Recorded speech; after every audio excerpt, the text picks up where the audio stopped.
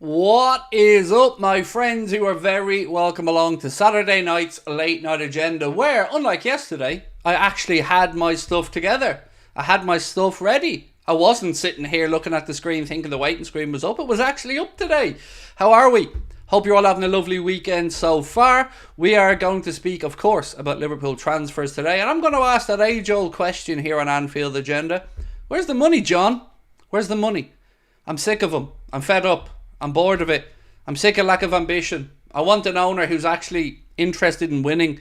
And again, we're waiting. And everyone's giving the benefit of the doubt. But I'm no longer giving John the benefit of the doubt. It's time to act. It's time to show that Liverpool want to win things. It's time to back Arne Slot, Liverpool's new coach, with some tasty summer signings. We don't need a full-on rebuild, and I'm not asking for one, but I am asking for 3 top-notch signings. 3 signings that will make a statement that will really turn us into title challengers. Tonight we're going to try and figure out who those signings could be, how likely they are, and what on earth John W. Henry's ambition really is. So, I want to hear from all sides of the debate. I want to hear from people who are very pro-FSG and think they're the best owners in the world. I want to hear from people at the other end of the spectrum who believe that they can do no good. And of course, I want to listen to people in the middle as well. As well as that, we're going to be taking you through the differing stories around Joao Neves and Liverpool's interest in him. We're going to be speaking about a former Liverpool player who wouldn't mind coming back to the club in a coaching capacity. It isn't Thiago, unfortunately. He's at Barcelona by the looks of it. And we're going to be asking, are we really in for a wide forward? And are Barcelona going to get Nico Williams? That and lots more over the course of the next 90 minutes. Appreciate you guys being in. Thank you to Ben in the background as well. And we do have a poll running at the start of today's stream where we ask, how many transfers do you think that Liverpool will make this summer? 0, 1, 2, 3, or maybe even more. And of course, we are being brought to you today with thanks to our amazing sponsors, Manscaped. You can get yourself 20% off and free shipping store-wide. That is 20% off and free shipping store-wide with our discount code Anfield20.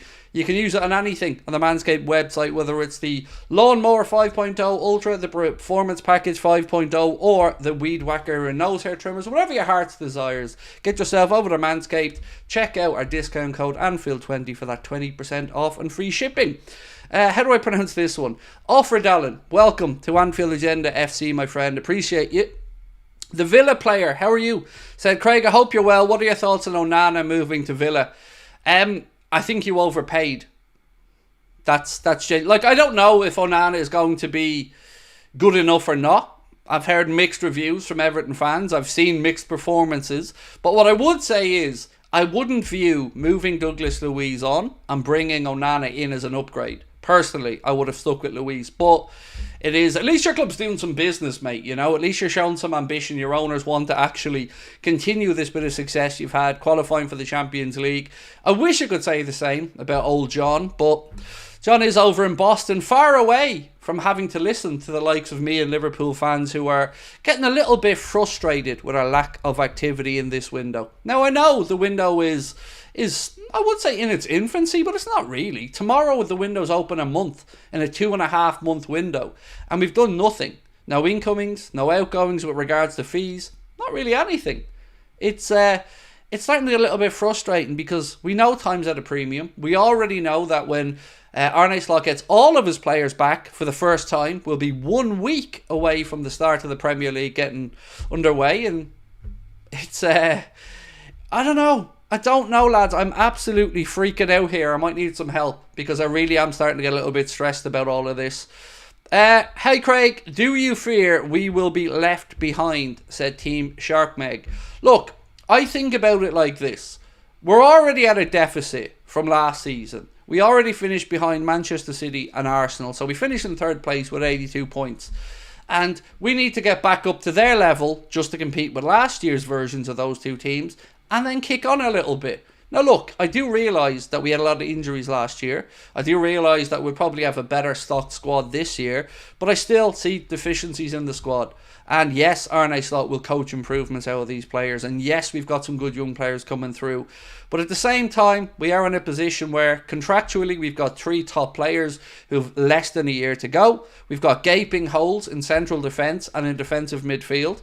And for me, those two and a full-back And I'm probably happy. I'm not expecting a rebuild of the type we seen last year where we had 5-6 players come through the door. I don't think there's any need for that. But there is a need to get these 3 signings right and to get the very best players that are available to Liverpool in those positions, regardless of what those transfer fees might be. So the reason I say regardless of is because there's a lot of mixed reporting around Joao Neves. So I'm going to read you 2 different reports from the same website, one under the other. So first one is Neves a priority. A report from Portuguese outlet Correio da Manhã on the Echo said that Liverpool have made Joao Neves their top midfield priority this summer. It says 2 bids of £51 million were rejected from Manchester United, but Liverpool, Man United and Paris Saint-Germain, as well as Chelsea, are all interested in the 19-year-old. Very next piece on the Echo site is Reality on Neves reports.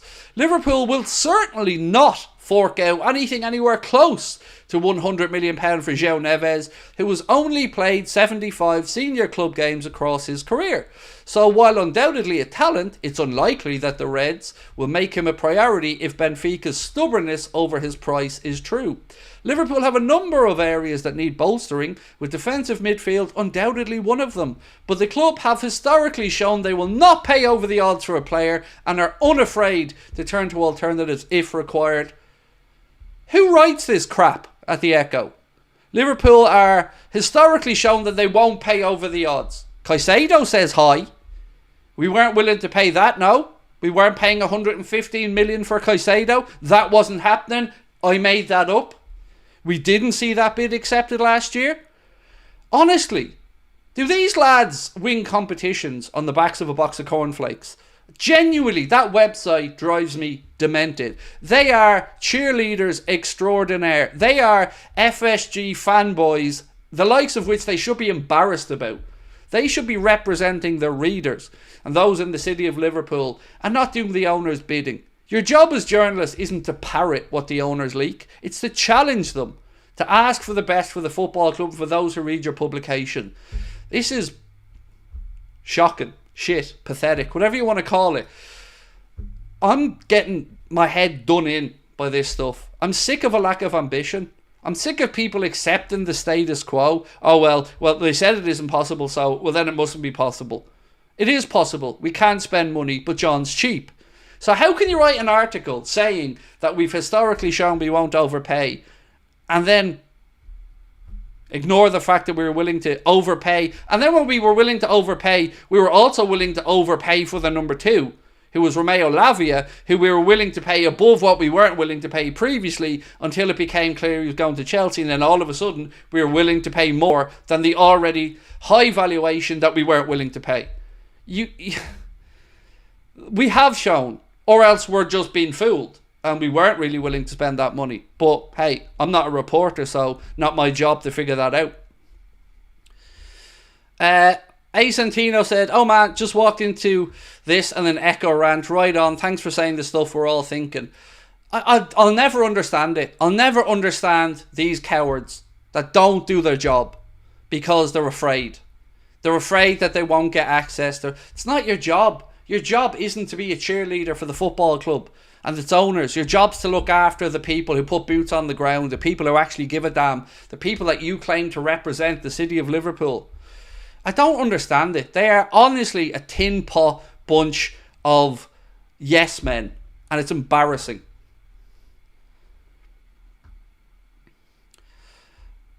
And thank you, Xinho, for that super chat, by the way, mate. I appreciate your support. How is FSG being cheap? Are you really asking that with a straight face? How are FSG being cheap? Oh, I don't know. Maybe because, and I'm just spitballing here, they haven't spent a goddamn penny yet. Maybe because they wouldn't spend the money on a centre-back last year or a midfielder. I don't know. Maybe it's just me. Maybe you're a little bit happier about being second and third and there or thereabouts. But I'm not. I'm not when I see Arsenal signing Declan Rice, when I see Manchester City out there making big signings, when I see Chelsea making big signings, when I see United getting their business done. So that's how they're being cheap. They're being cheap by, this might be a bit technical here though, being cheap. Yeah being the key word. Yeah, exactly. And it'll keep being yeah, and yeah, and yeah, and yeah. And all you saps that continue to blow smoke up FSG's arse will continue to sit there and applaud and go, yes, yes. There's only 2 weeks to go in the window. Don't worry, Craig. They'll spend. They just haven't done it yet. But there's a day to go in the window. Don't worry, Craig. They'll spend. They just haven't done it yet. Oh, it's okay, though. Here he comes to save the day. It's Arthur Mello. I don't want that happening again, bro. I don't want to see Ben Davies and Ozan Kabak strolling through the door with their capes on and their underwear outside their trousers ready to go, because they're not good enough. So, yeah, they might not have made signings yet, but historically, they've shown that they don't have the stomach to sign the big players, and they don't have the appetite for a fight and to really win. Winning to them is pound notes. Winning to them is the value of the asset increasing. That's not winning to you and me. That's not winning to the Liverpool fans. So if you really think that they are just pausing because, you know, all that money that's sitting there, they're just itching to spend, I've got a bridge I'd like to sell you. I really don't get it. I don't. How? Historically, what about them makes you think that they're about to go, yeah, we're going to splash the cash? Last year was a rebuild. Remember that word, rebuild. That's not my word. That's the word that everybody was using last year. Rebuild. Generational rebuild. Jurgen Klopp's second team. And we still were outspent by 5 other Premier League clubs who weren't in rebuild mode. That was our big summer. What did we have in the end? A £90 million net spend. That's the big summer. That's the, ooh, I'm so grateful. No, not good enough. Go out there and get the guys that are going to win us league titles. If the data shows that Joao Neves is that guy, then pay the money. This nonsense about Liverpool won't overpay. Fuck you, we won't overpay. We will, but John won't. It's not the overpaying part. It's the won't pay part. I'm sick of our owners being cheap, Craig. It's about time they put their hands in their pockets. It is about time, but it's also about time we keep kicking up fuss on this.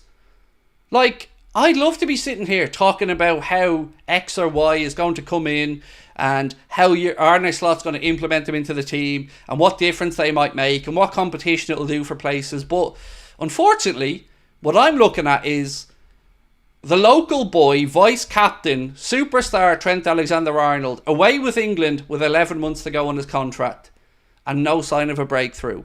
I'm looking at Mohamed Salah potentially walking out the door for free. And I'm looking at Virgil van Dijk, unknown. Liverpool captain in the last 11 months of his deal, doesn't know what's going on. I'm looking at Thiago leaving. I'm looking at Matip leaving. I'm looking at our goalkeeper situation being very precarious. And still nothing. So why should I give them the benefit of the doubt? What have they done to deserve the benefit of the doubt? Selling us down the river by joining a Super League? Furloughing staff? Sticking the ticket prices up or trying to copyright Liverpool? What have they done that's actually worth me sitting here and saying, yeah, they deserve the benefit of the doubt? They don't. And he's already over in Boston telling Red Sox fans, well, baseball players are expensive. Yes, John. Yeah, yes, they are. But, John, you've got the money. And don't give us this, well, the club spend a lot on wages shite that we have to listen to every year, because others are outspending us in that regard as well. Saka, a kid, is on Mohamed Salah money. And Mo had to smash every record basically the club ever made to get paid. And we could lose Trent because of their indecision. It's pathetic. And people still make excuses for them. I'm not here to big up the owners. I want the best for the club, the manager and the staff. I want the best for the fans. I don't want to qualify for the Champions League. I want to win the Champions League. I don't want to say, can we come second? I want to win. I want us to go into the season, balls out, nuts on the table, thinking, come beat us. But we're not doing anything yet. And I get it. The window's open. There's time. But how long? How long before we keep kicking this can down the road? Remember, we're off to America soon. We've already got a shortened window for Arne Slot to coach the players that are already at the club. As Simon Brundy said, the entire team won't be back together for Arne Slot to work with till 1 week. 1 week before the Premier League kicks off. And look, that's not the owner's fault. It's not the owner's fault the international tournaments were on, but they knew about it. Sean Handley, how are you, my friend? Said, typical FSG, spend like a mediocre club, but expect us to win the biggest trophies. Gotta spend money to make money. Where's the money, John? Exactly, Sean. Look, there's nothing wrong with an Andy Robertson, a player that is a bargain. There's nothing wrong with finding a Mohamed Salah and turning him into the man that he is now, the superstar. But when you're playing catch-up and you have a new manager in, you want to front load. You want to make sure that you start from a good place and then allow the kids to develop. And that's the point I'm trying to make more than anything here. Like most of you guys, I love academy products coming through. I love seeing Liverpool going out there and bringing in Bobby Clark, bringing in Trey Neone, bringing in all these really talented young players that have a great, great future at the club. But they need time. They need to be developed. They need to see the pathway through, yes. But we need players for the here and now as well. And it seems like we always end up with the cheaper option. Or no option in some cases. Chris Chan, how are you, sir? And thank you for your super chat. You're very kind. Chris said, problem is too much of our fan base are happy with Liverpool and FSG coming top 4 and getting into the Champions League. How are people not calling it out? It baffles me every year, mate. Like, I know, like, I come across as the most anti-FSG person when it comes to transfer windows. But other than the transfer stuff, I've forgiven a lot. I've understood the mistakes. And I'm not saying they're the worst owners in the world. Far from it. But they are cheap. And I get that you have a way of doing business. And I get that you bought the football club because you expected FFP to be implemented. But there's been plenty of time to adjust in between then and now. And this notion of there isn't a defensive midfielder anywhere in the world that's good enough to come and play for Liverpool is basically what we were told. Or we can't find a centre-back target anywhere in the world in 2 years that can come in and help us. That's what we, the educated football public, are supposed to believe. I'm sorry, I'm not having it. There's absolutely players out there. It's just John and Tom and Mike and the rest of FSG don't like the numbers. Spend the money, John. Spend the fucking money. If Liverpool lose any of Trent, VVD and Mo on a free, fingers up to FSG, said Harry. Look, here's what I think will happen with those 3 players. Mohamed Salah walks in a year's time. Virgil van Dijk, I think, will sign a new deal. And Trent will sign a new deal, but the club will end up having to overpay. And look, from my perspective, great. Trent stays. That is what I want. Without a shadow of a doubt, that's what I want. But now he's going to have to get Mohamed Salah money or very close to it, because now he has the leverage. His agent has the leverage. And I know we all like to think that Trent's a boyhood Liverpool fan and he loves the club. And he does. But he's also human, and he's going to want the best deal for him, and rightly so. So that deal is going to mean that Liverpool are going to pay pretty high wages.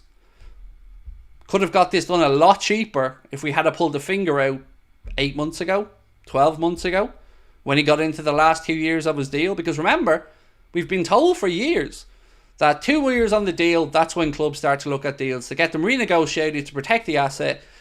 And we're not talking about any asset here. We're talking about a local boy, our vice captain, who was just entering the prime of his career at 25. And we have 11 months to go on the deal, with Real Madrid looking for fullbacks. And I'm supposed to not be nervous about that? Craig, I don't like FSG, but realistically, the only people that can afford these teams now are state-owned. Are we willing to put that away for new owners? See, that's an argument that I hear quite a bit, and there's some truth to it. As I say many times, I use the same phrase. The days of a local businessman or a local businesswoman done good, goes by his football club, You're right, they're over. It's impossible. Billionaires only now to buy football clubs. But you don't need to go to the scaremongering part of it either. I don't think FSG are the worst owners in the world, and I'm not even calling for them to leave the club. All I'm calling for them to do is actually show some ambition and show us that they really want to win. I'm not talking about sound bites in the media or giving us a profile of how great all the new recruits are behind the scenes and how talented they all are and how they can unearth stuff that nobody else can. Brilliant. That's all very welcomed. But sometimes you just have to pay. Sometimes, like a Virgil van Dijk or an Alisson Becker, you got to put your hand in your pocket and pay for the quality. And that quality shows you how to win. And look what happened when we made those big signings. We went on and we won. And we've sat on it since. It's mental. I don't understand how people aren't getting aggravated by this. I don't want us to be Todd Bowley and Chelsea. I don't want us to be PSG. I don't want us to be Man City. But I do want to know that we are in the conversation for the best of the best. And here we are. We've known Klopp's leaving since February. And still nothing. And the excuses just keep getting rolled out. Arne Slot's looking at the team. He's trying to figure out... Well, if he really is looking at the team and trying to figure out who to do what and where, how's he going to figure that out in a week? Because that's all he has with the full squad, remember. 1 week. When they're all back before the season gets underway. 1 week. Bit hard to assess a fucking full squad in 1 week and sort out transfers, would you not think? What's one Liverpool legend you'd add to the team? Instinctively you'd say Gerrard, but I'm probably thinking... Well, what we need now, Sami Hyypiä. I wouldn't say no to a reincarnated Sami Hyypiä dropping into the centre-back role now alongside Verge. I wouldn't say no to Javier Mascherano or Xavi Alonso either. Alan Hansen, perhaps. So it'll be a centre-back or a midfielder anyway. Righteous Gamer, thank you for your super chat. You guys have been really generous tonight. Thank you so much. I appreciate it. I really do. I know, look, I appreciate every time somebody sends a super chat because money is not easy for any of us to come by these days. And to give up your hard-earned money to put a super chat up, thank you so much. Glazers are tight, yet they still give 7 Hag. Now, come on, mate. We can't be calling them 7 Hag. You know his name's 10 Lasso. 400 million a window to spend. Meanwhile, FSG won't give us a decent amount to spend. I want FSG gone. That's from Righteous Gamer. Look, if they just start spending on transfers, and I mean really backing the managers, that I wouldn't speak up much. You know, they've made mistakes in the past. That happens. But I can't say this enough. I do not think they're the worst owners by any stretch of the imagination. And I'm not trying to say they are. But we do want to win, right? And I don't want Arne Slot to be a sacrificial lamb. I don't want him to be the manager that bridges between Jurgen and the actual manager that might win us more stuff. Because I like Arne Slot. And I believe in him. And I believe in his ability as a coach. But I think he needs to be backed. Because look what we're up against. Last year, some teams had bad years. Chelsea started really late in the campaign when they started to put it together. United were up and down. Spurs were a bit all over the place at the end. They're all going to get better. Some of it will be through coaching. Some of it will be through additions to the playing staff. So we can't just assume that that's the base again. We have to set the standards, not try to meet everybody else's. Can't say much about FSG. I've never been to Anfield. I get told each time I say something. Yeah, look, Stevie boy, that's the old reliable put you down. Bet you've never even been to Anfield. What difference does that make? Do you pay for a television subscription, Stevie boy? I'd say you do, bro. Do you pay for a t-shirt, a jersey, a tracksuit, a hat? Do you have a membership? Do you watch LFC TV Go? All these things, mate, give you every goddamn right to speak about the football club, the same as anybody else. And that's what this channel's about. And that's why I love having you guys here. Because your voice counts. Your voice is important to me. No matter if you agree with me or not. You're never going to be undermined and told to shut up. Unless you're being an asshole to somebody. And you, sir, are certainly far from that.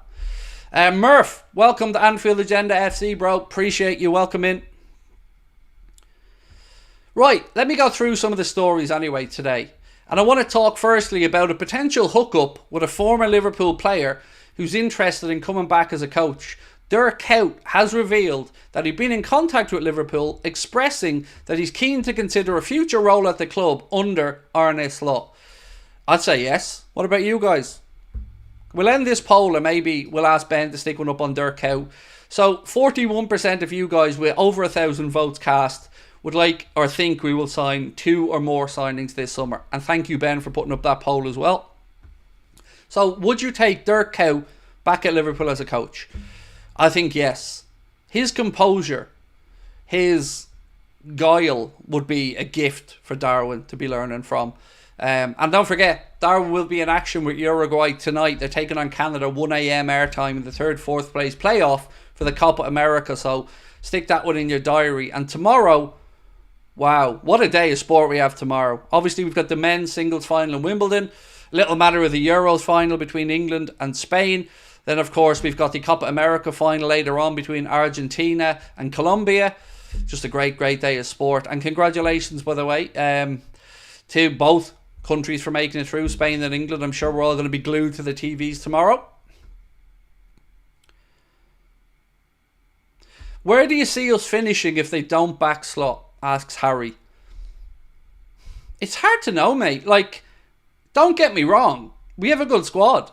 So, even without a signing, I'd still think if we get a little bit of a luck with injuries, we'll be there or thereabouts for top 4. Because there is a good squad there. Absolutely. But we have to understand that injuries are going to happen. And this is a shortened season again because of the international tournaments.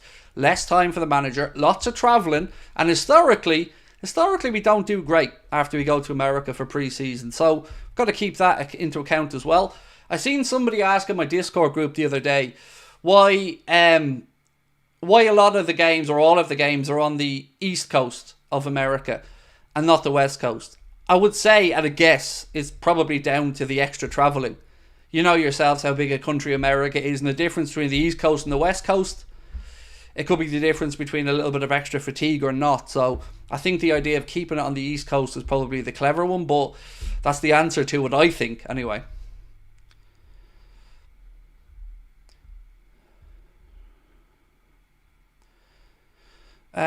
Craig and about 90% of Liverpool fans need to understand that FSG wants to be a multi-sports, multi-club company and spread dollars thinly in order to make them all good enough. But I don't think that at all, mate. I'm well aware that they want to be a multi-franchise or multi-club ownership. But remember the key words that they keep telling us. Each club has to sustain themselves and have to spend what they make. Liverpool have the ability to spend more money. So I don't for 1 second, and I've never believed that any money that's Liverpool's gets spent elsewhere, nor do I think Red Sox money comes to Liverpool. I absolutely believe and understand in its entirety that they're all their own unique businesses and sports clubs and franchises or whatever you want to call them. But I know that Liverpool have the ability to spend. Again, let me take you back to an article in the in the Echo and the Athletic, I think as well actually, where we were told that Liverpool have saved £18.7 million every year. Just by the fact Thiago, Matip and Adrian have moved on. That's £18.7 million each year that Liverpool have wiggle room now on the books. So yes, some of that will be eaten up with Trent's contract extension. Some of it will free up even more if Mohamed Salah moves on in the end of his contract. So I understand what they're trying to do and I've no problem with it. But I know also from seeing the numbers and looking at the likes of Swiss Ramble and other people who are very, very up on football finance, that Liverpool have the ability to spend more money, but the owners choose not to. And that's my point. I don't want the club to be in a dangerous position.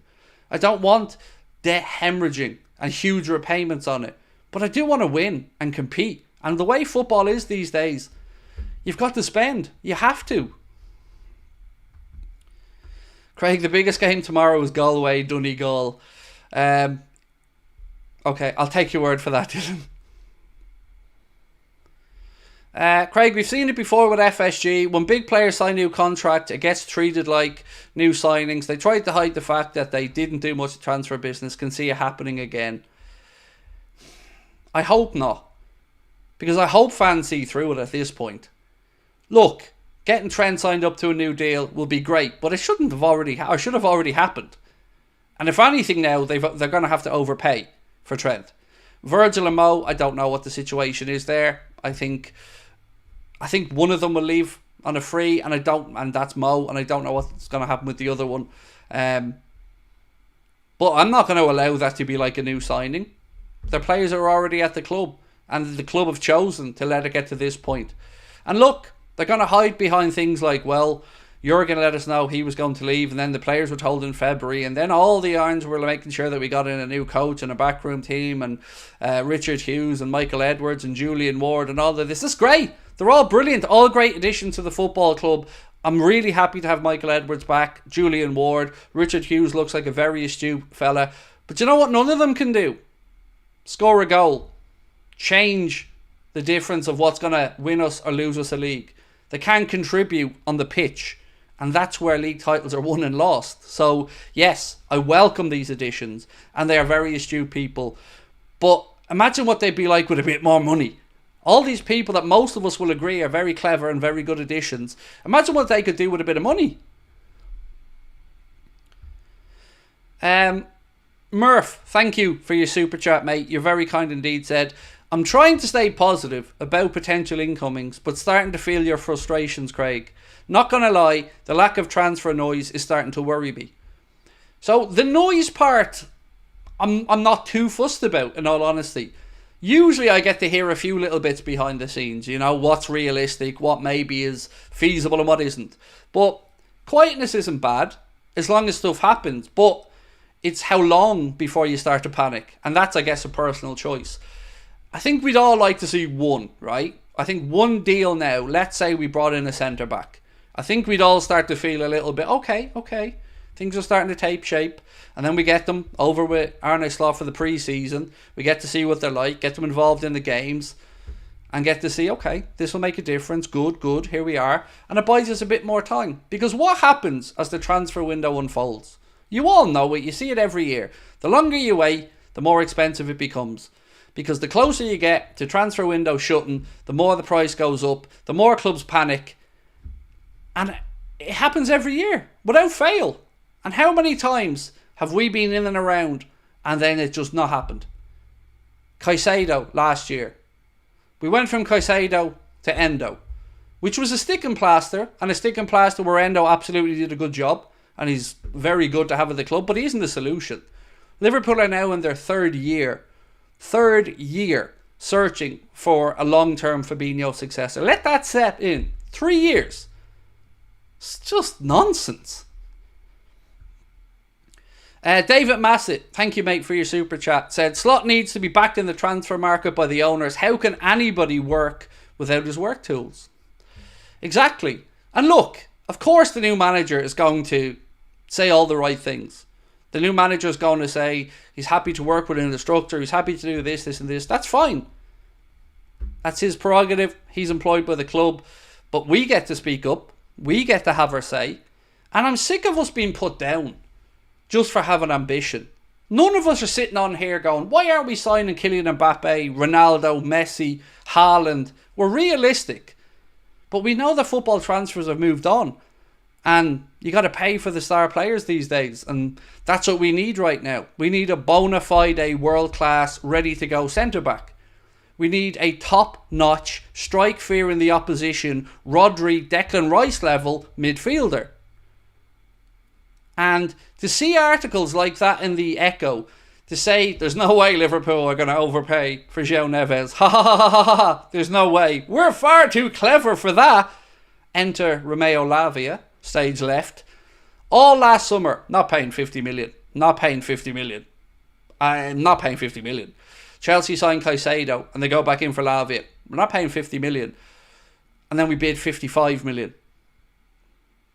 And we still lost. Not overpaying? I would argue that the 2 million that was paid as a loan fee for Arthur Melo on top of his wages was pissing money against the wall. You know, 2 million quid sounds like nothing, but it's 2 million quid. And we paid that as a loan fee for somebody who's nowhere near good enough to make a difference. We bought Ben Davies. We brought in Ozan Kabak. That's all wasted money. So go get the right guy the first time, and maybe we won't need these sticking plasters.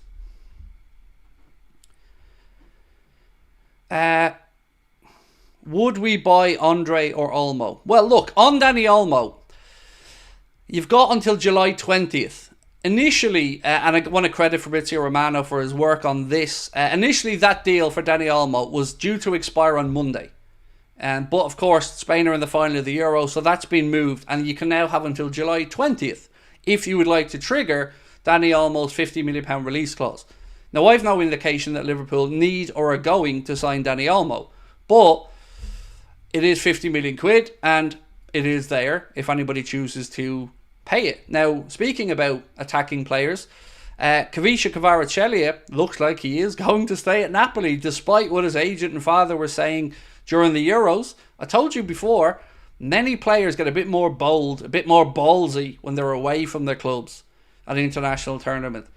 And this one, what it looks like, reality's hit like a motherfucker when he came home. Because Antonio Conte has confirmed that there is no chance that Kvaratskhelia Kvaratskhelia will exit. He said, the president told me he was going to stay, and this is the case. I'm very happy. Kvaratskhelia and Di Lorenzo are key parts of our project, and Napoli are working on agreeing a new deal with him.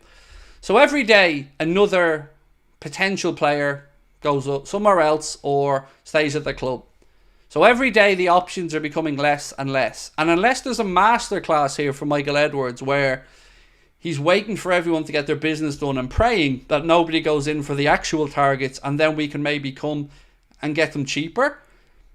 That might work if we have time on the clock. But as I said, the closer we get to the transfer window closing on August 30th, the bigger headache we're going to have, and the less time the manager's going to have to work with them. And on Andre, sorry, to finish your question on Andre, only thing I've seen is probably what you've seen, mate. Fulham are interested. Obviously, they have that Joao Palhinha money now from Bayern Munich, and that's the only link I've seen. I've not seen anything for us. Craig, been here for about 10 minutes now. Did some news drop about FSG not providing a substantial transfer budget? No. But nor has anything dropped to suggest that they're going to put their hand in their pocket. So I guess you could look at it either way. So the reason that I get so wound up on these things, mate, is because I use history as an example. And I've been here where we've gone through windows known. Do you remember? I'm trying to remember, was this last season or the season before? It was the season before. Do you remember Jurgen Klopp telling us all that we didn't need a midfielder? Telling us all that we couldn't improve on the attributes of the players that were at the club, like Alex Oxlade-Chamberlain and many others, until it dawned on him that he was wrong. And that everybody else, the fans and everyone who was pushing and saying, sign a midfielder, sign a midfielder, sign a midfielder. And then we ended up with Arthur Melo, who barely kicked the ball and was a waste of money, wages and a loan fee. So I don't know if these are like politicians and they live in their own little bubbles where they think reality isn't real.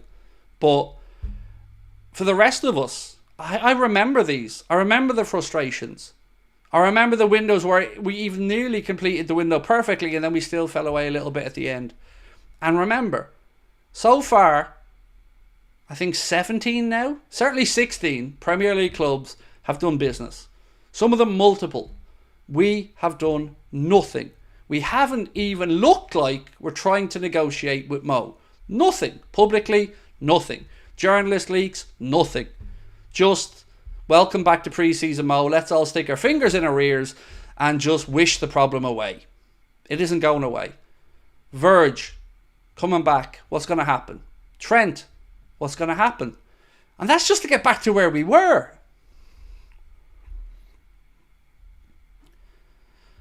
Any developments on Alisson? Nothing new that I've seen, thankfully. Look, I hope to God that Alisson has no interest in going to Saudi. You know? I don't see why he would. One question, actually, that I'd like to ask you guys is, I know Ederson from Manchester City have been strongly linked with a move over to, I think it's Al Hilal. Does anyone know off the top of their heads what his contractual situation is? Because I know with Liverpool, Alisson's got 3 years left on his deal. So we're in good condition there. I do have some quotes, I think. I better check it before I talk about it. Yeah, I do have some quotes here from Caoimhín Kelleher. I'm going to speak about right now, actually, while we're talking about it. So Caoimhín Kelleher has been speaking about right now and his time at Liverpool. And he said, it's obviously been such a long time since I came over when I was 16. Time flies. I've enjoyed every minute here, to be fair. I just want to try to keep going and keep going on an upward trajectory as well. It's been really enjoyable and I'm looking to push on. Similar to last year, obviously I had a lot of games last season, which was really good. So I'm just looking to kind of do the same, really, and keep the same level of performances up.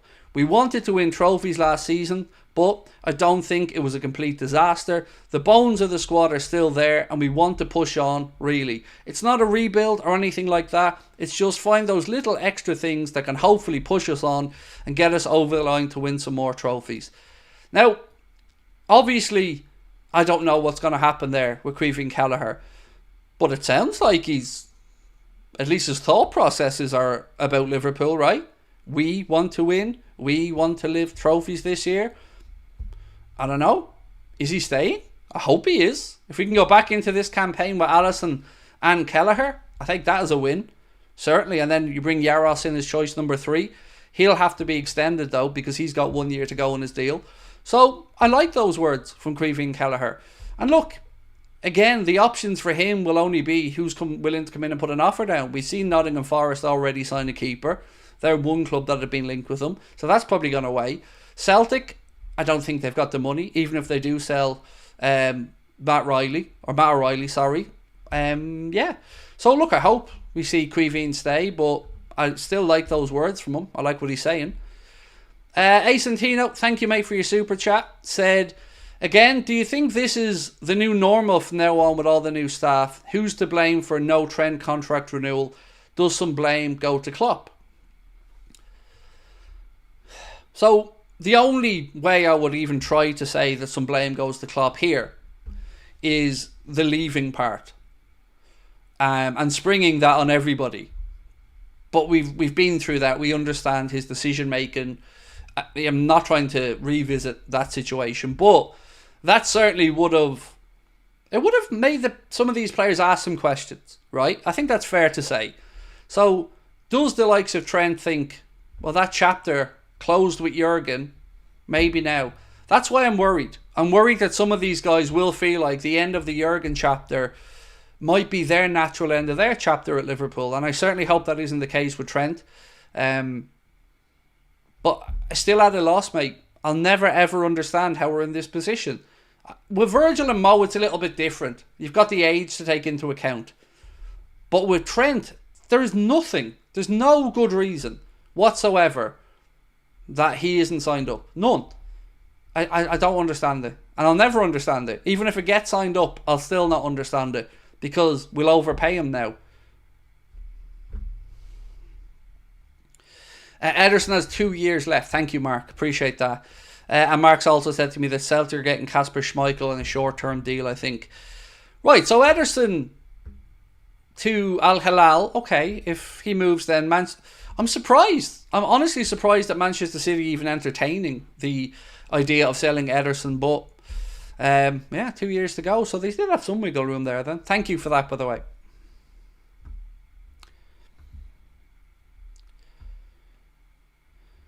Stephen Landry. And actually, this will be another good poll, Ben, in a sec. Let me just check out this latest poll. Then I'll get to Stephen's comment. So we asked, would you take Dirk Kuyt back as Liverpool as a coach? 78% said yes. I've no idea who the 22% who said no are. Why not? Dirk Kuyt back as a coach would be surely a good thing. But anyway, thank you to everyone that took part in the poll. So Ben, I'm going to read out Stephen Landry's comment now. And I think this will make a good factor, a good poll. So Stephen asked...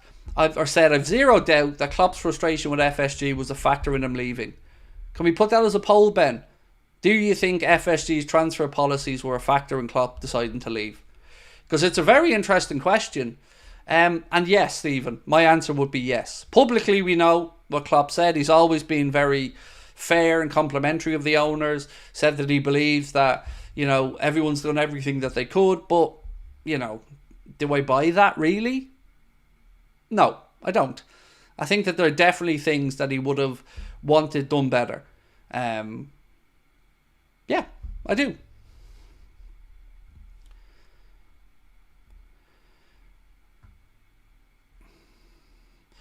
Studley said, Craig, I know this was reported in The Rag.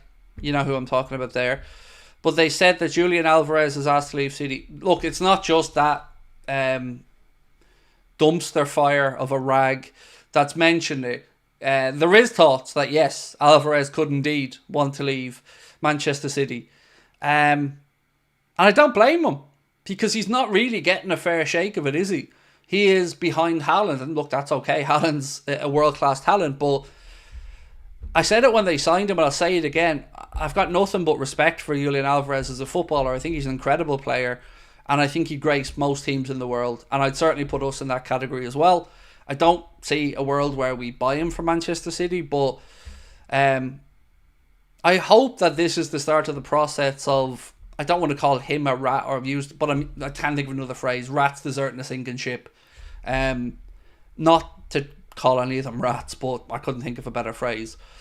So yeah, look, I like Julian Alvarez, and again, the City got him for good money, so they'll probably make a tidy profit if they do move him on. Right, so the poll is up. So do you think FSG transfer policy was a factor in Jurgen Klopp leaving? And thank you, Ben, for getting that up. That's what she said. Right. Ederson, as in Atalanta's Ederson. This piece from Gimme Sports said that Liverpool are still being linked with a move for Atalanta midfielder Ederson, who has refused to rule out a potential move to Liverpool. That doesn't really mean that an offer is coming in or anything, but again, this story is one that's been hanging on in there all summer. Now, all that we know for certain is what Fabrizio Romano reported, that Liverpool have had meetings with his representatives on a couple of occasions, but it's never got to the point of an offer going in. Or at least Liverpool have run the rule over and made contact with his representatives, but the offer has never been forthcoming. One player who is continuously linked with Liverpool, and for the love of God, I don't know why, is Adrien Rabiot. According to HITC, Liverpool have been approached by Adrien Rabiot's agent. Is that not his mum? I think his mum represents him, but either way, about the possibility of signing him on a free transfer. The report states that Arsenal and Manchester United have also been approached by his representatives. I don't believe this for 1 second. I believe that his representatives are touting him around, of course. Any player whose contract is up is going to look for a new club, but I don't want to go near Adrien Rabiot. Nowhere near him. I didn't want to go near him 2 years ago. I didn't want to go near him before that. And all the time we could have got him on free transfers, and I don't want to touch him. No, thank you. Let him be somebody else's problem. On his day, he can be a fine footballer, but nah, not for me. That will be a pass. Arne Slot has been speaking about the levels of the guys since they've come back, and he's been fulsome in his praise. This is what he's had to say. Mohamed Salah came back strong. He's really fit. I think that's what's always been, but in the same this year, what you want from them is to set an example for the youngsters as well, and for them it's very important that they stay fit. Speaking about those youngsters, he said they're full of energy, and that's the most important thing at the moment. Keep them fit, build them up from there, and let them try and learn as much as they can. Then he paid a massive compliment to the academy coaching staff and the coaches that were here before him. He said, most of the players that are here at the moment are from the under-21s. I have to give them a compliment because they're full of energy. They like to press. They like to counter-press. They've been taught very well. And given the ones here from the first team that are given the right example to the youngsters, it's been a joy to work with them in this first week. I'm enjoying it a lot. The pitches are great. The boys are full of energy. Brilliant. Lovely. Thank you, Arne. And good news. Lads are looking fresh, full of energy. Good example being set from those senior players. I like that Arne Slot is impressed with the calibre of pressing and counter-pressing that have been taught to those under-21 players. So, good news in that regard. All positives. See, it's not all negatives. There are positives. Bradley won the James Milner test. So, yeah, that's slightly changed now, Namon. So, I did a little piece on this the other day. Instead of the bleep test or the lactate test, which it used to be, They now do 6 minutes where they run a full pelt for as fast as they can, as long as they can, for 6 minutes. There's some scientific factor of oxygen in the blood and tests that they can run, but 6 minutes is apparently the right amount of time for all the information they need. And Conor Bradley won that. The club expected players to do in around 1.5 to 2 kilometres in that 6 minutes. But yes, Conor Bradley was the one who won that test to the fastest average speed and anything else that's involved in it. The Liverpool Prophet, how are you, mate? Said, Craig, do you think that FSG thinks Slot is a stopgap between Klopp and Alonso? I should bloody well hope not. For a couple of reasons. One, that would be an admission again that we're willing to write off seasons. And if they view him or anybody else as a stopgap, it's not good enough, because that means that they're not going to want to win and they're not going to really go all in. And that's very disrespectful. So no, I don't think that that's the case. It's also a very dangerous potential game to play, because right now I would say, at a guess, you're going to see him at Real Madrid. Xabi Alonso next, because, you know, everything's been set up there from Ancelotti one more year and away he goes. And then in comes Xabi Alonso to take over a young group of Galacticos. You know, I think it's all there and ready. So I think that'll be a really dangerous game to play. And also, and I can't say this strongly enough, I really like Arne Slot. I've really been impressed with what I've seen from him, how he handles himself. I'm looking forward to the style of football he's going to play. And I want him to be successful. I don't want there to be this transition period where we're all expecting failure because of Jurgen leaving. I want us to go at it from the start. And I want us to win. And I want Arne Slot to be successful. So I hope that isn't the case.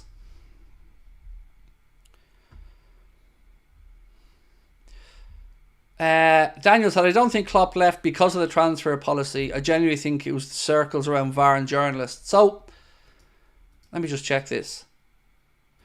I needed to check the poll before I replied to you, Aaron. Or was it Aaron? No, it was Daniel, sorry.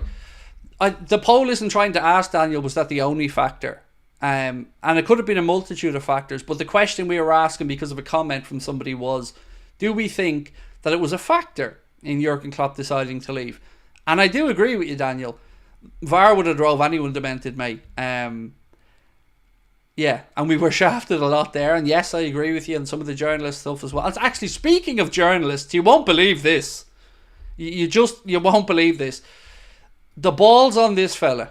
So, UEFA president Alexander Kefren has slammed criticism at Gareth Southgate as shameful and demanded an apology from members of the British media. Demanded an apology. How about shut the fuck up and actually do your job, which is looking after European football and not just selling us off to the highest bidders or trying to take the Champions League to different parts of the world. You've got more pressing matters, Alexander. Stop. Look after what you're looking after. He was demanding apologies from the media. The state of it, like. None of his business, quite frankly.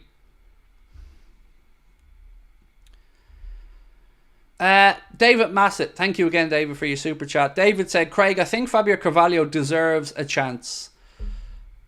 He will get one. He'll be looked at. I don't know after that, but I do absolutely believe that he'll get an opportunity. Look, I've always had a soft spot for Fabio Carvalho. When we signed him, I was looking forward to seeing what he could do at Liverpool. You know, I think most of us immediately went, Coutinho, right? Let's be honest. When we signed him, we were all going, oh, here we go, Coutinho, number 2. But it hasn't worked out as of yet. Had a good loan spell at Hull, wasn't great at Leipzig, but he'll get a chance, and then I guess it's up to him to prove what he can do.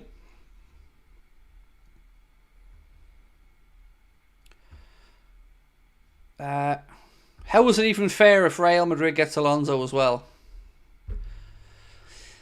Look, there's a lot I don't understand. I have my own theory about Real Madrid and why they're doing what they're doing.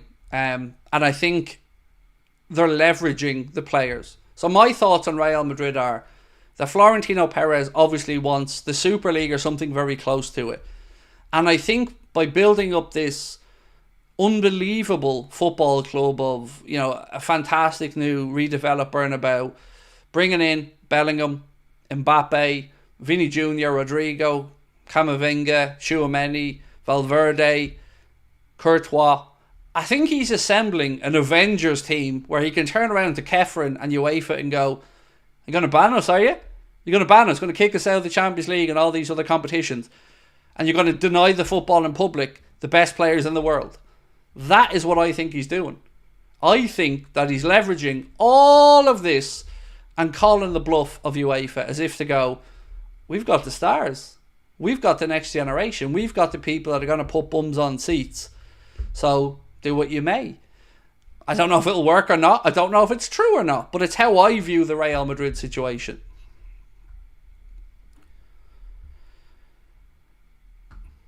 And Endrick as well. Although wasn't he going to go out on loan, I think. If I'm not mistaken, I swear there was some chatter about Endrick maybe going out on loan at first.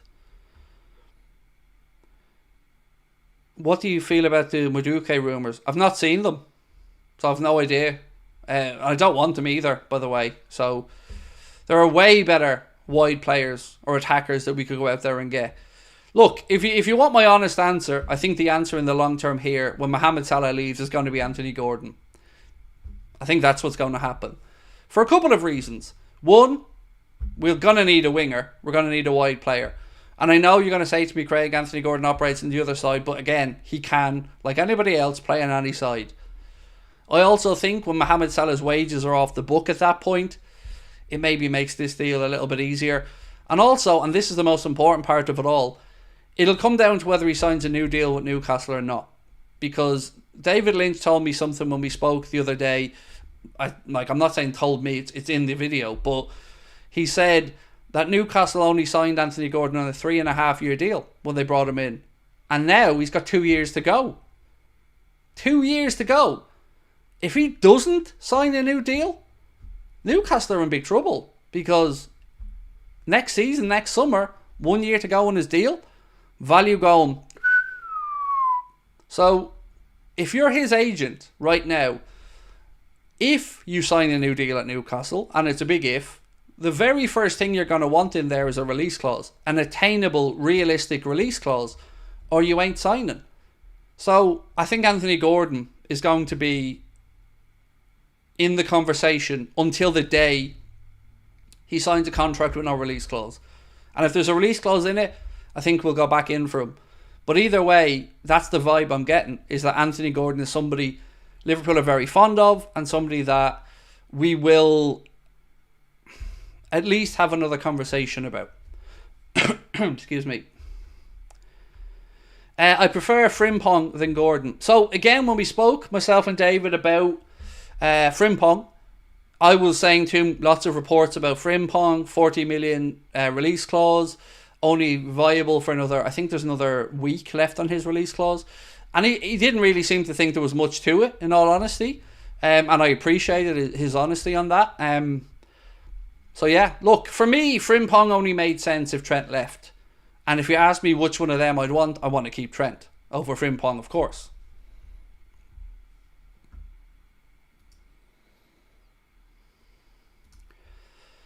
Hey Craig, we have to sign 2 defenders, a centre half and a left back. Nico, I'm sorry if I've mispronounced. I don't disagree with you, mate. I'm right there with you. I have a priority list. Centre backs number 1, central midfielders number 2, left backs number 3, and a utility forward is number 4. So yeah, for me, if you can find somewhere to sell Costas and bring in Ait-Nouri, remember Ait-Nouri has a release clause of 38 million quid, and again, it's all about relationships, as we're often told with these deals. We do have a very good relationship with his agency. He's represented by George Mendes and the Gestifew agency. I know you're sick of me saying this, but just a reminder, Darwin Núñez, Diogo Jota are already signed with that agency. Fabinho was part of that agency. So we've done good business with them, and I think that's a very doable deal. It seems like Liverpool fans are a bit split on whether they believe we're interested. I think somebody said, Asim said that he doesn't believe there is interest, and respectfully I would disagree, but Ait-Nouri would be an astute addition for me if we brought him in. Frimpong is a winger, Craig, and hasn't played right back for years now. Did I say he was a right back? Again, all I said is the only way that would make sense is if Trent goes. And I don't know how I view Trent anymore, mate. I don't know if Trent's a right back, a wing back, a central midfielder, a number 10.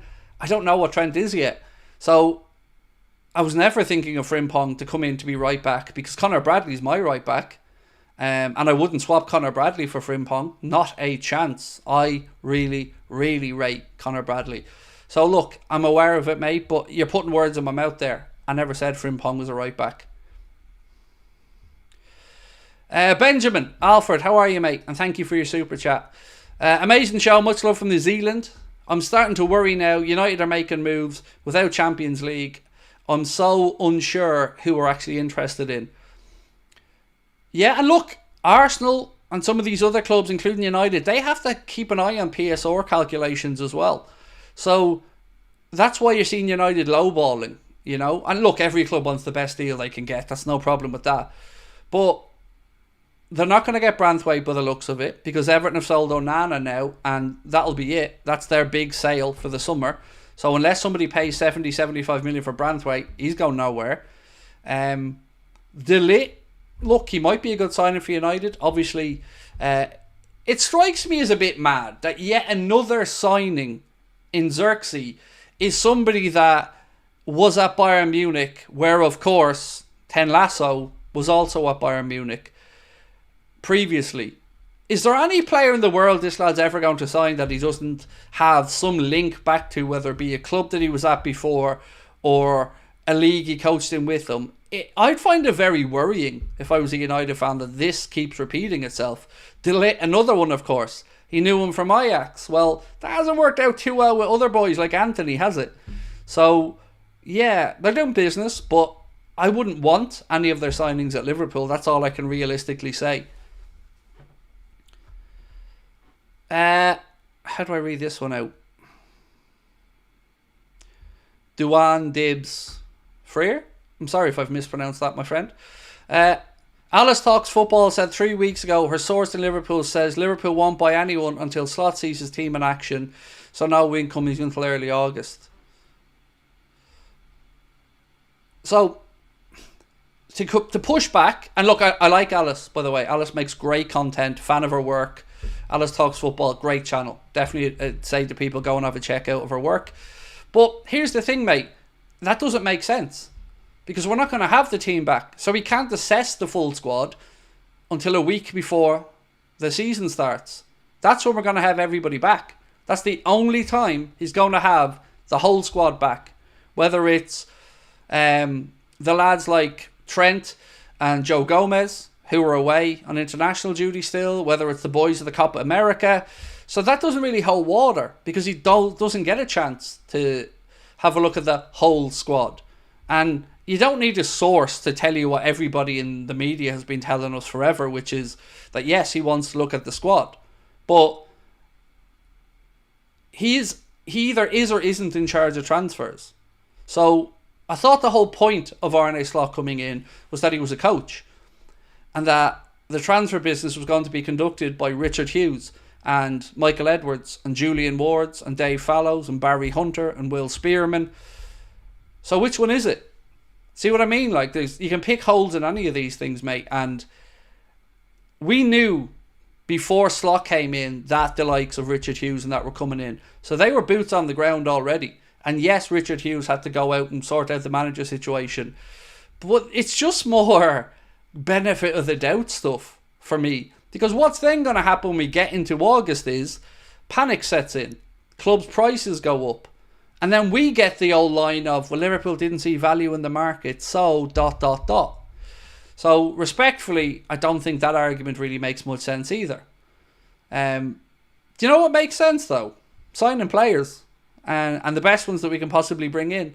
But again, to Alice, great channel. Definitely recommend checking her work out. Very, very good content creator. Brian said, when's the podcast coming out? We're recording it on Monday. So first episode, brand new Anfield Agenda podcast that you'll be able to get on Spotify, Acast, Apple Podcasts, wherever you listen to your podcasts. Myself and Mr. Jack Gill are recording the first episode on Monday, and I can't wait to get stuck back in. So do let me know your feedback if you get a chance to listen to it when it comes out. 3 weeks until we're in Liverpool, by the way, for a live show as well. So if you want to come and see us at the Hot Water Comedy Club, myself, obviously we're going to have a comedian alongside us. Mr. Carl Porter is going to be there doing a comedy set as well. We're going to be there for a good long show, meet and greets afterwards as well, and of course in Cardiff. You can get your tickets with a link at the top of the chat or in the description of the video. It's the last shows that we're going to do, live shows on stage, and the tickets are priced at just 15 quid, and they are all ages events.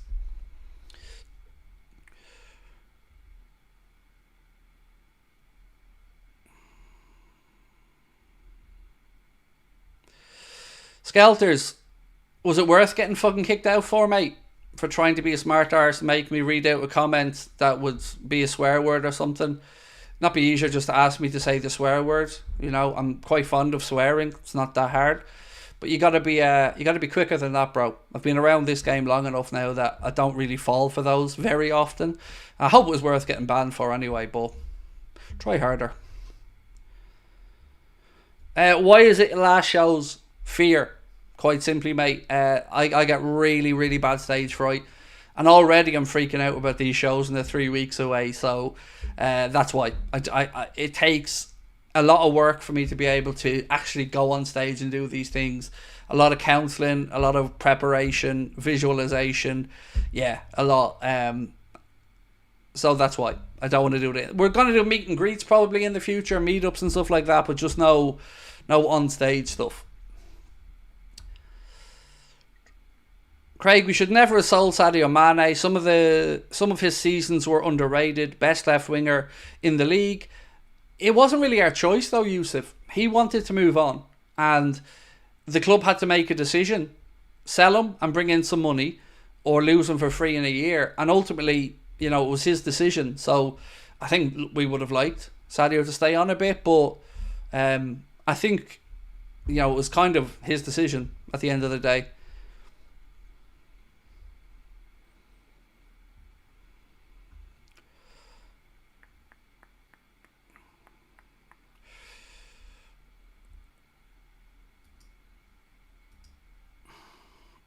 We could go full Dutch, Craig. Gertrude, Frimpong, Koopmeiners, Simons.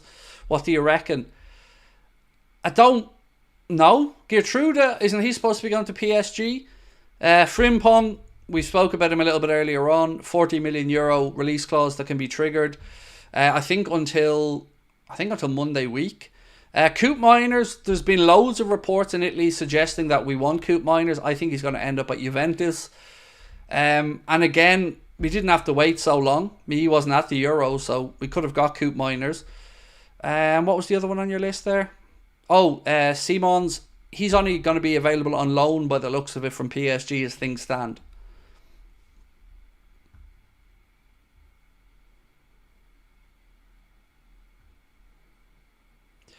Is it a confidence issue because you seem to have loads?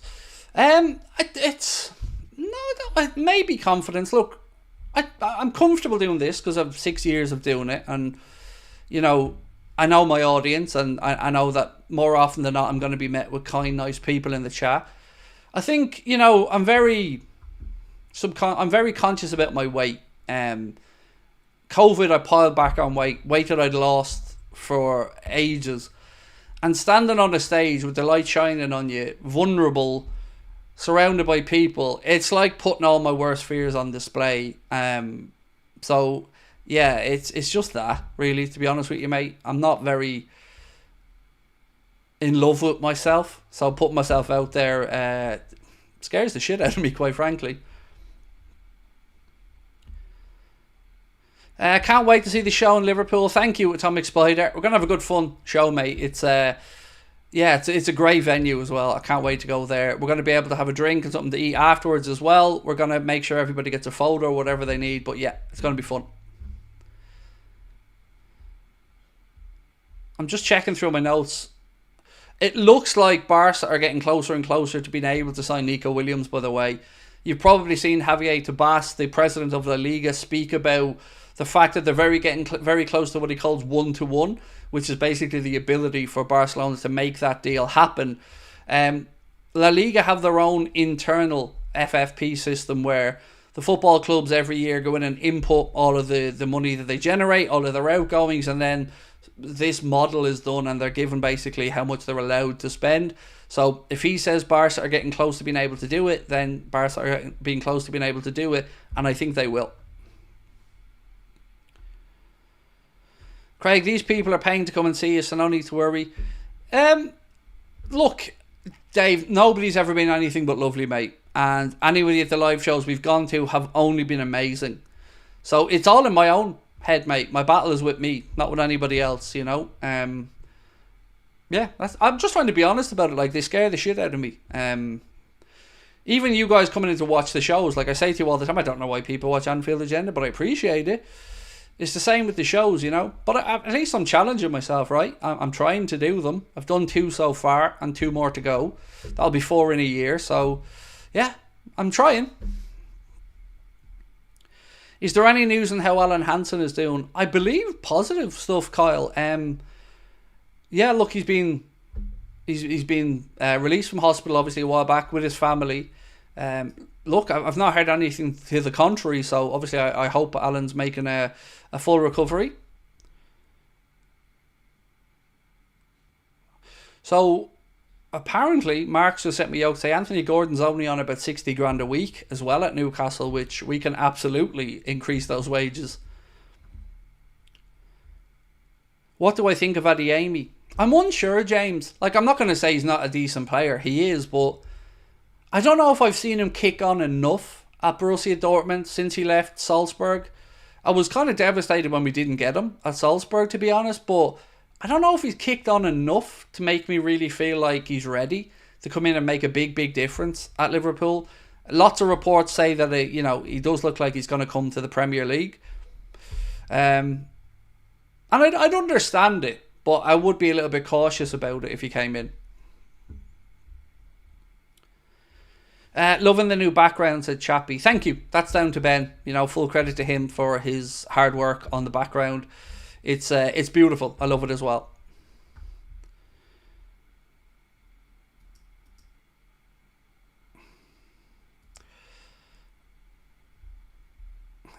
Ian tried to say, you're obsessed with FSG, take a chill pill.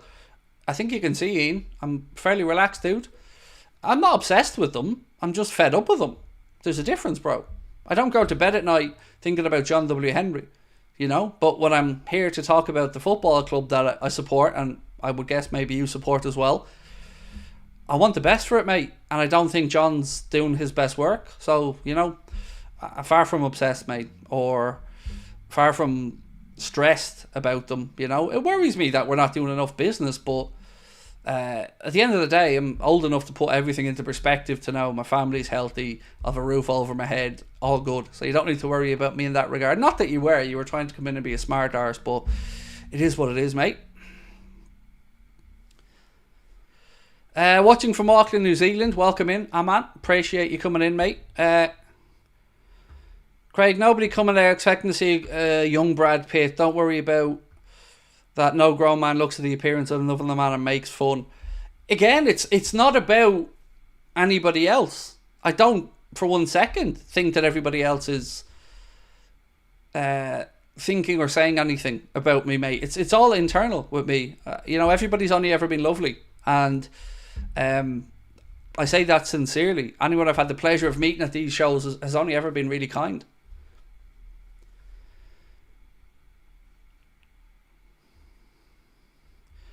Javier Yang, or is it Javier? I'm not sure. I think it's Javier.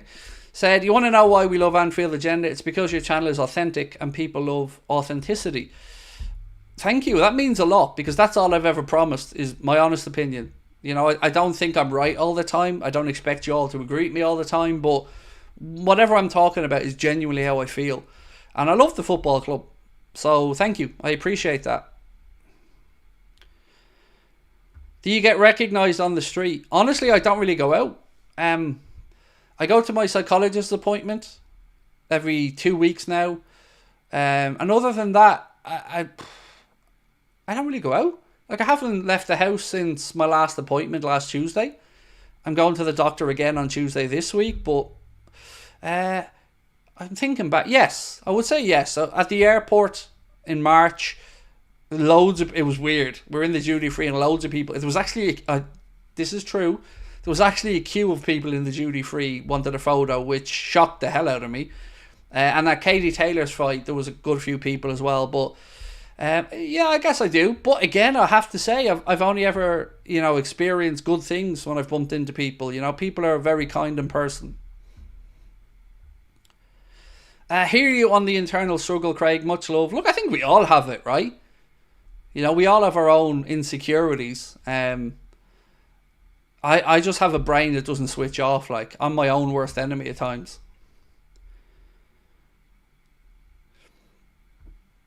Craig, when you come to Liverpool, please make sure you don't put aftershave on your head.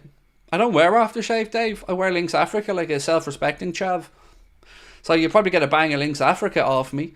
But the head, that's just natural shiny goodness. Sarang, how are you? From India. Much love, my man. How's Harvey doing?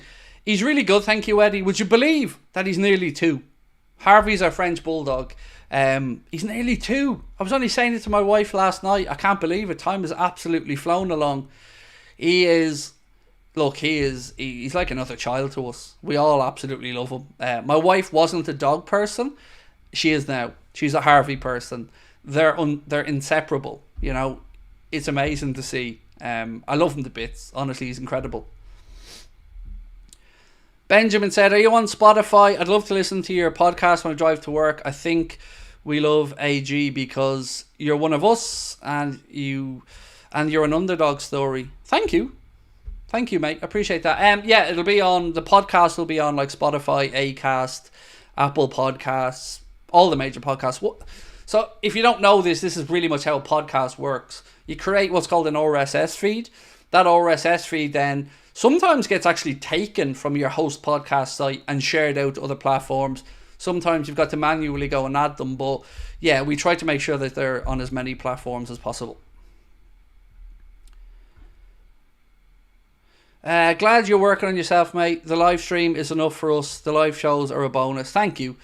Look, I think I'm always going to be working on myself, mate, because of, the situation with the old noggin. But I also know that it's important for me, to be able to be the best father and husband that I can be. So why are Liverpool owners so stingy? I don't know, mate, but it worries me. It worries me. The simplest way I can try to explain how I feel about FSG is, look at the Red Sox right now and look at how unhappy some sections of the Red Sox fan base are. Now, of course, they've had success. They broke the curse of the Bambino, and whilst I won't even profess to pretend that I know much about Major League Baseball, I know that they had some success and that it's been a while, and that the likes of Mooks, was that his name, was moved on, and other contracts that Boston Red Sox fans weren't happy with.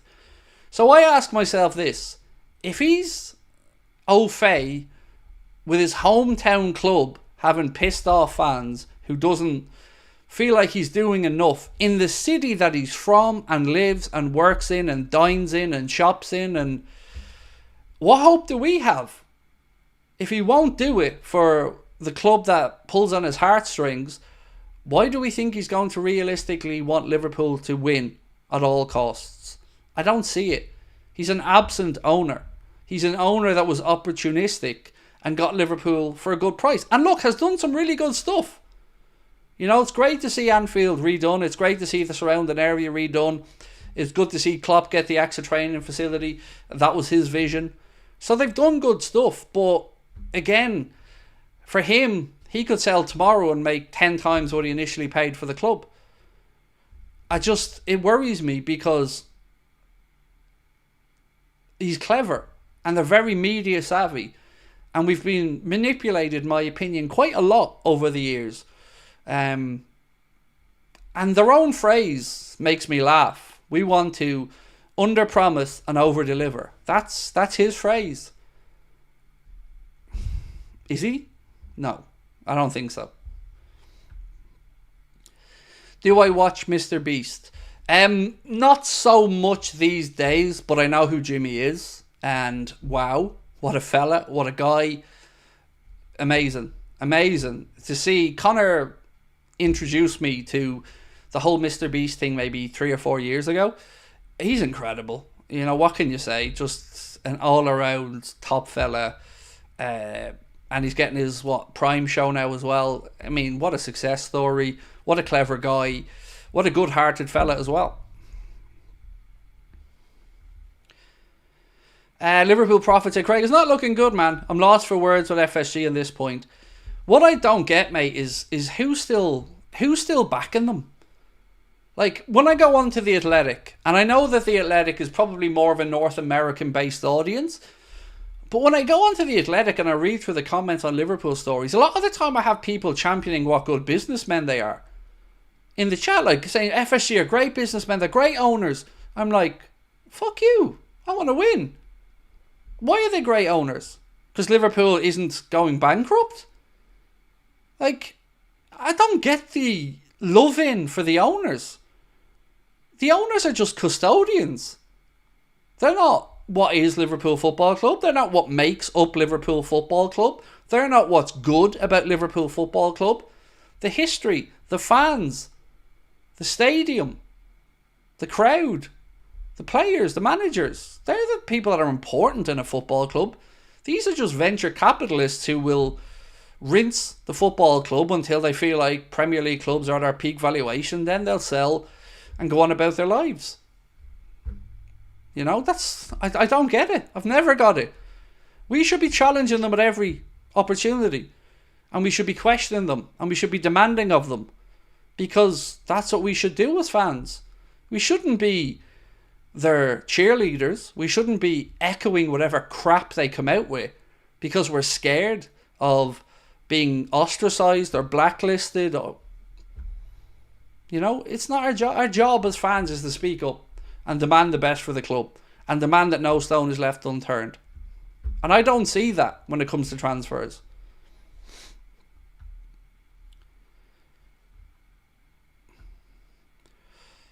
Who hired the manager? Who hired Michael? Who helped upgrade the stadium? Who built the training centre? So I'll answer all of those questions for you one after the other. Who hired Michael Edwards?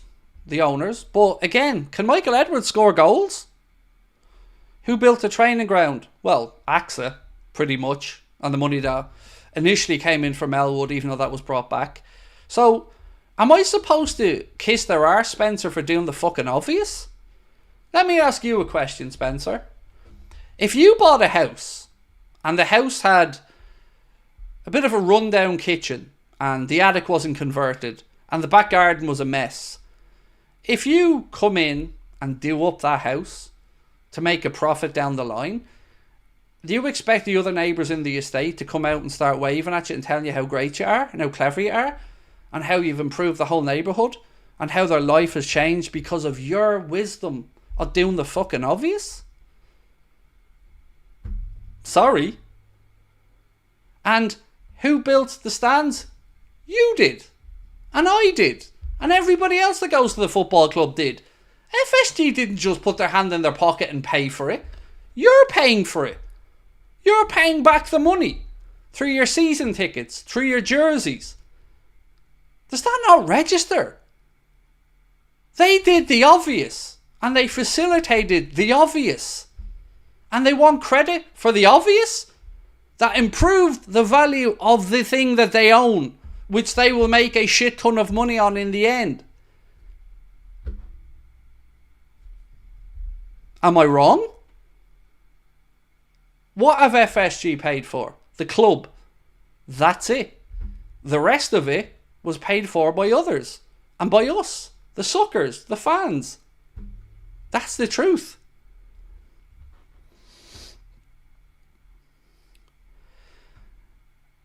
Where is Nuri from? Algeria and currently playing with Wolves, mate. 38 million, I think 38.2 million release clause and represented by George Mendes and the Guest of You agency. They're spending our money increasing the value of their asset. Yes, exactly. And again, you've got some simps who are just, yay, that's brilliant. Well done for doing the bare minimum. You're not getting thank yous from me for that. They've probably 10 times their investment. Absolutely. And Spencer, mate, honestly, I've always been cool about that. I've no issue with them making a load of money down the line. That's their prerogative. I'm not naive enough to think they're not in it to make money. So, I've no problem with them buying it for 300 million and selling it for 5 billion. No problem whatsoever. But in the middle part, in the meantime, I want us to win in that period. I don't want them to get lazy because the value of the assets just increasing because football is huge. Premier League TV rights are huge. We should be challenging and we should be expecting more, mate.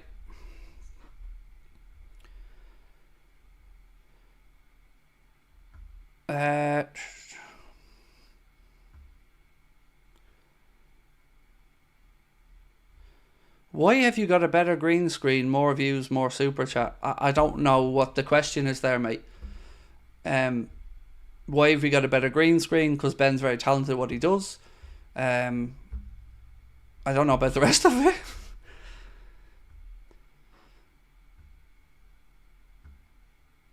When I hear how some people use upgrading the stadium as an excuse of not investing players, I always run to remind them of how other teams are upgrading their stadium without being cheap.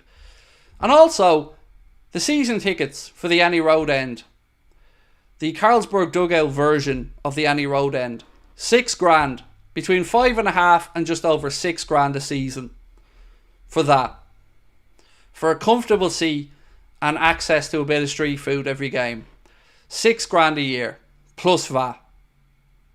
That's what's paying for the new stands. The people who are paying for those overpriced tickets, mate. Not FSG.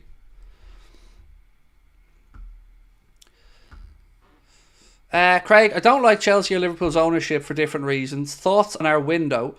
Love listening to you. Much love from Chelsea fan, the Faroe Islands. Very confused, Petter, by your window. I don't know what the plan is there with Chelsea. So, in one sense, they're bringing in all these great young players, right? Or at least young talent that they claim are going to be the next thing. And then at the same time, they're selling off the likes of Maatsen.